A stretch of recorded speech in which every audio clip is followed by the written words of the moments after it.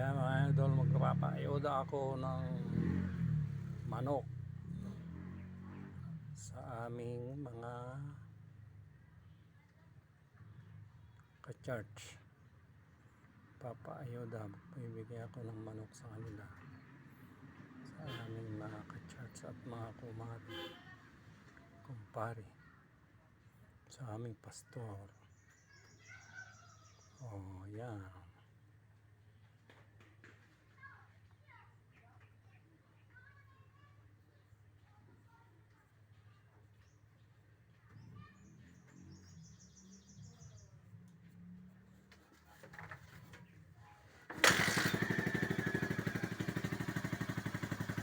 For delivery na